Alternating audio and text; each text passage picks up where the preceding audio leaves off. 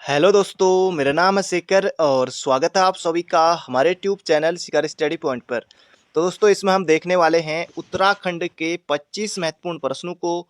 इसके अलावा दोस्तों, अगर आपने और पार्टों को नहीं देखा है तो उन्हें भी प्लेलिस्ट में आकर ज़रूर से देख लीजिएगा। तो चलिए दोस्तों, शुरू करते हैं। और कल को दोस्तों संडे है। जैसा कि मैंने कहा था कि हर संडे को दोस्तों full practice set UK triple S C के पैटर्न के अनुसार आपके लिए आएगा। तो दोस्तों कल को इसी टाइम पर फुल प्रैक्टिस सेट आपके लिए आएगा, तो 8 बजे आप तैयार रहिएगा। तो पहला प्रश्न है दोस्तों यहाँ पर हमारा, फूल देवी का त्योहार मनाया जाता है। अब ये कुछ अभ्यर्थियों के लिए बिल्कुल आसान प्रश्न हो सकता है, हालांकि कुछ को ये पता भी नहीं होगा। इसका सही उत्तर है यहाँ पर हमारा चैत्र में। तो ये आपको बिल्कुल याद रखना है। अब दोस्तों इनका जैसे महीना आ सकता है, जैसे ये फूलदेई पूछा है कब मनाया जाता है, तो चैत्र में। इसी तरह से हरेला जो है अपना, हरेला ये कब मनाया जाता है, तो ये सावन में, सावन में मनाया जाता है। और इसके अलावा मकर संक्रांति तो ये अभी हुआ है, तो ये माघ माह के पहले दिन, आप ये तो खैर कल ही हुआ है, घुघतिया जो है। और इसके अलावा जो खतड़ुआ है वो कब मनाया जाता है, खतड़ुआ ये मनाया जाता है दोस्तों, जो आश्विन माह होता है, जो असौज होता है, उसके पहले दिन ये मनाया जाता है। तो ये भी आपको याद रखना है, हालांकि आएगा नहीं आएगा। बाकी वो खतड़ुआ जो त्यौहार है वो वाली अलग कहानी है, उसके लिए अलग अलग कई सारी कहानियाँ हैं। और जो इसके अलावा जो बिखौती है, सलदे बिखौती जो मेला लगता है, ये लगता है दोस्तों कब, बैसाख माह के पहले दिन। तो ये भी आपको याद रखना है। तो बाकी कुछ भी पूछा जा सकता है इस तरह के, तो याद रखेगा ये हो जाएगा चैत में फूलदेई। अगला प्रश्न है, अस्कोट के रजवाड़ों के इष्ट देवता कौन थे। तो ये यहाँ पर पूछा गया है अस्कोट के रजवाड़ों के। इसका सही उत्तर होगा दोस्तों मल्लिकार्जुन। तो मल्लिकार्जुन अब कौन होंगे दोस्तों, ये शिव कह सकते हैं मल्लिकार्जुन। अस्कोट की स्थापना दोस्तों अभयपाल ने की थी, ये भी याद रखना आपको। और पहले अस्कोट में क्या होता था कि 80 कोट यानी कि किले थे, इसके कारण क्या पड़ा, अस्कोट यहाँ पर नाम पड़ा। और स्थापना मैंने आपको बता ही दिया है कि जो कत्यूरी राजवंश के वंशज रहे जो अभयपाल हैं, उन्होंने की थी। तो ये भी आपको याद रखना है। बाकी अस्कोट वन्यजीव विहार की स्थापना 1986 में, कई बार पूछा जाता है। और इसका क्षेत्रफल है 600 वर्ग किलोमीटर में। तो इसका सही उत्तर हो जाएगा यहाँ पर हमारा मल्लिकार्जुन। अगला प्रश्न दोस्तों यहाँ पर हमारा, रामेश्वर में किन नदियों का संगम होता है। तो रामेश्वर दोस्तों ये भी पिथौरागढ़ में ही है। रामेश्वर यहाँ पर हमारा पूछा है, एक तो दोस्तों सरयू जो बागेश्वर के सरूल श्रेणी से आती है, और एक पूर्वी रामगंगा जो नामी ग्लेशियर से आती है, पूर्वी रामगंगा। तो इनका होता है दोस्तों कहाँ पर, रामेश्वर में। तो ये आपको बिल्कुल याद रखना है। इसके अलावा दोस्तों सरयू और गोमती दिया है, तो ये हो जाएगा अपना बागेश्वर में। और सरयू और काली तो ये होता है दोस्तों पंचेश्वर में, पंचेश्वर में। और यहाँ पर जैसे गंगा और नयार लिखा है, गंगा और नयार, तो ये होता है दोस्तों पौड़ी में। पौड़ी में नहीं, पौड़ी का जो इंद्रप्रयाग है वहाँ, इंद्रप्रयाग ब्यास घाट पौड़ी में ही होता है। तो इसका सही उत्तर हो जाएगा हमारा ऑप्शन नंबर डी। अगला प्रश्न है यहाँ पर हमारा, निम्न में से कौन सा बद्रीनाथ क्षेत्र में पवित्र माने जाने वाली पंचधाराओं में से शामिल नहीं है। दोस्तों यहाँ पर पूछा है पंचधाराओं, भृगु धारा, वशिष्ठ धारा, कुर्मु धारा, इंद्र धारा। दोस्तों वशिष्ठ धारा ये नहीं है, बाकी परीक्षा वाणी में, बाकी और बुक में भी आजकल आपको मिल जाएगा। तो वशिष्ठ धारा आपने नहीं पढ़ा होगा, तो ये आपको बिल्कुल याद रखना है। कुर्मु धारा, इंद्र धारा, उर्वशी धारा, और इसके अलावा भृगु धारा, और एक और कौन बच गया, प्रहलाद धारा। तो ये सब है। और बाकी दोस्तों जो शिला हैं, कुंड हैं, पंचकुंड, तसे तप्त कुंड, नारद कुंड, सत्यपथ कुंड, त्रिकोण कुंड, और त्रिकोण कुंड के अलावा एक और था मानुषी कुंड। तो ये कुंडू भी याद रखिएगा कौन सा एक नहीं है, ये हो जाएगा इनमें से जो पवित्र धारा में नहीं है, तो ये हो जाएगा वशिष्ठ धारा। अगला प्रश्न है यहाँ पर हमारा, NIVH को राष्ट्रीय दृष्टिबाधित संस्थान का दर्जा दिया गया। तो ये यहाँ पर दोस्तों हमारा पूछा गया है, तो ये कब दिया गया, तो इसका जो सही उत्तर होगा दोस्तों ऑप्शन नंबर बी हमारा 1979 में। तो ये आपको बिल्कुल याद रखना है। उत्तराखंड मानसिक रोग संस्थान कहाँ है, तो सेलाकुई देहरादून में है। और ये राष्ट्रीय दृष्टिबाधित संस्थान ये भी देहरादून में 1979 में।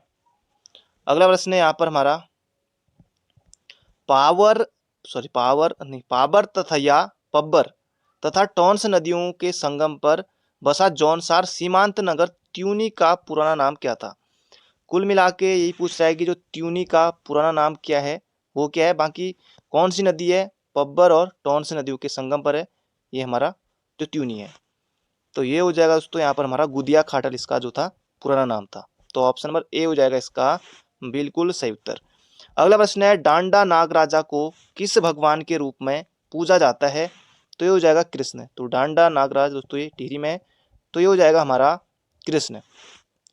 अगला है, गढ़वाल के इतिहास में जोशियाड़ी कांड या लूटपाट की घटना कब हुई थी।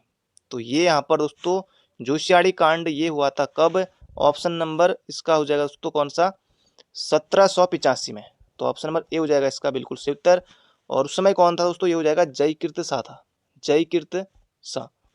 तो ये भी आपको बिल्कुल याद रखना है। और जयकीर्त शाह ने दोस्तों सिक्का आक्रमण से बचने के लिए राखी नामक कर दिया था। और जयकीर्त शाह दोस्तों परेशान हो जाता है, फिर लास्ट में अपने प्राणों को त्याग देता है रघुनाथ मंदिर में 1786 में। तो इसका सही उत्तर हो जाएगा 1785 में। अगला प्रश्न है यहाँ पर हमारा, चौलीथात जिसके निकट प्रतिवर्ष 3 मई को मेला लगता है स्थित है। तो चौलीथात दोस्तों ये अपना कहाँ है, तो देहरादून में है। और ये वीर केसरी के दोस्तों उनको याद करने के लिए मनाया जाता है। 3 मई 1945 को उनको फांसी दी गई थी, 3 मई 1945 को वीर केसरी चंद को। तो इस वजह से ये मनाया जाता है। और उनका जन्म दोस्तों चक्राता में हुआ था, वीर केसरी चंद का। तो ये भी आपको याद रखना है। और एक वीर केसरी दोस्तों रचना है, ये किसकी है, ये आप कमेंट बॉक्स में बताइएगा, वीर केसरी रचना किसकी है। अगला प्रश्न है यहाँ पर हमारा, कौन सी यात्रा उत्तराखंड में 5वां धाम यात्रा के नाम से जानी जाती है। तो यहाँ पर कुछ यात्रा दी हुई है, तुंगनाथ यात्रा, रुद्रा देवी यात्रा, नंदा देवी यात्रा, या फिर अस्कोट आराकोट यात्रा। तो ये तो बिल्कुल नहीं है, ये पहाड़ संस्था के द्वारा दोस्तों आयोजित की जाती है।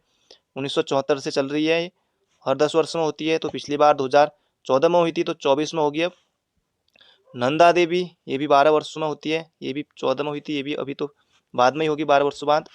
इसका सही उत्तर हो जाएगा यहाँ पर रुद्रा देवी यात्रा, खतलिंग रुद्रा देवी यात्रा। तो ऑप्शन नंबर सी ये आपको बिल्कुल याद रखना है। सितंबर माह में दोस्तों ये होती है।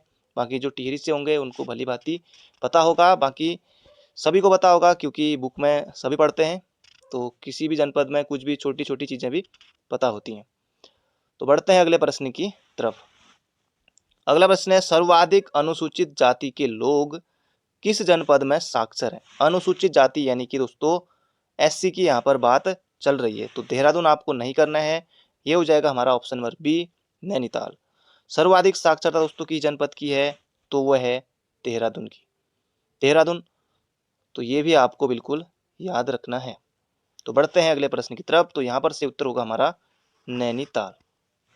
साक्षरता कितनी थी दोस्तों, तो 2011 के जो अनुसार है, पुरुष साक्षरता दोस्तों वो थी 87 के आसपास, और महिला थी दोस्तों 70 के आसपास। तो ये भी आपको यानी कि 70%। और पॉइंट में कुछ था, तो वहाँ की 87 इतना आपको याद रखना है। और औसत साक्षरता की दृष्टि से जो उत्तराखंड का भारत में स्थान था वो था कौन सा, 17वां। अगला प्रश्न है यहाँ पर हमारा, किस विश्वविद्यालय को हरित क्रांति लाने का श्रेय दिया जाता है। तो इसका सही उत्तर होगा दोस्तों पंतनगर विश्वविद्यालय। ये आया भी था एग्जाम में वीडियो के। तो 17 नवंबर 1960 को दोस्तों स्थापना कब हुई थी ये पूछ लिया गया था। तो पंतनगर विश्वविद्यालय को जाता है। तो ये आपको बिल्कुल याद रखना है। और आपको बताना है कि इसके पहले कुलपति कौन थे, क्योंकि ये भी एग्जाम में बन सकता है, इसके पहले कुलपति कौन थे। बाकी गढ़वाल विश्वविद्यालय की स्थापना 1973 में हुई थी। गुरुकुल कांगड़ी ये अपना हरिद्वार है, हरिद्वार में 1900 में इसकी स्थापना हुई थी, लेकिन ये पंजाब में हुई थी।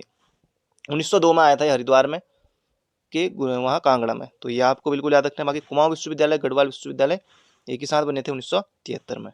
तो इसका सही उत्तर होगा पंतनगर विश्वविद्यालय। अगला प्रश्न है यहाँ पर हमारा, पारडुली डैम किस नदी पर स्थित है। तो दोस्तों ये यहाँ पर पूछा गया है, तो ये हो जाएगा पारडुली। तो पौ से पौ याद रखिएगा, पिंडर नदी पर है। तो बढ़ते हैं अगले प्रश्न की तरफ। अगला प्रश्न है, किस बद्री को प्रथम बद्री कहा जाता है।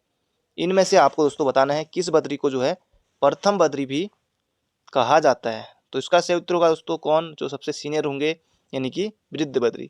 तो नहीं भी पढ़ा है तो आप आसानी से कर सकते हैं। बाकी ये जोशीमठ के कुछ दूरी पर है, लगभग थोड़ी दूर पर। और भविष्य बद्री दोस्तों ये सुबेन नामक गांव पर है। ये भी महत्वपूर्ण है, ये बन सकता है एग्जाम में, हालांकि पूछा भी था। और इधर आधे आकार की पूजा होती है, ये बहुत कम को पता होगा, आधे आकार की यहाँ पूजा होती है। योग ध्यान बद्री ये पांडुकेश्वर में है, पांडुकेश्वर में, ये भी बिल्कुल याद रखना है। बाकी बद्रीनाथ अपना बद्रीनाथ है, ये हो जाएगा हमारा ऑप्शन नंबर डी। अगला है उत्तर प्रदेश पुनर्गठन विधेयक पर राष्ट्रपति ने कब हस्ताक्षर किए। दोस्तों ये यहाँ पर पूछा गया है, बिल्कुल आसान है। तो राष्ट्रपति ने अपनी कब दी स्वीकृति, 28 अगस्त 2000 को। 2001 तो कर नहीं सकते, 2001 कर नहीं सकते क्योंकि बिल्कुल आसान है। तो 28 अगस्त 2000 को राष्ट्रपति KR नारायण ने अपनी स्वीकृति दी। तो ये आपको बिल्कुल याद रखना है। तो बढ़ते हैं अगले प्रश्न की तरफ। अगला प्रश्न है उत्तराखंड आंदोलनकारियों द्वारा कब दिल्ली में संविधान बचाओ यात्रा निकाली गई। तो दिल्ली में दोस्तों ये जो संविधान बचाओ यात्रा है ये वहां पर निकाली गई थी। तो इसका सही उत्तर हो जाएगा दोस्तों 25 जनवरी 1995 को। ऑप्शन नंबर ए हो जाएगा इसका बिल्कुल सही उत्तर।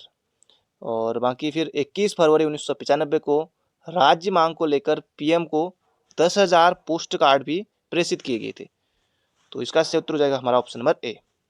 अगला है चौबटिया में। चौबटिया दोस्तों ये प्रसिद्ध जगह है रानीखेत में। चौबटिया उद्यान में हिल फ्रूट रिसर्च स्टेशन की स्थापना कब हुई दोस्तों, ये हुई थी 1932 में। तो बढ़ते हैं अगले प्रश्न की तरफ, बिल्कुल आसान प्रश्न है। अगला प्रश्न है हीरू देववा व शिरोमणि जोशी किस चंद राजा के सेनापति थे। तो ये यहाँ पर दोस्तों पूछा गया है। तो इसका सही उत्तर हो जाएगा उद्योत चंद।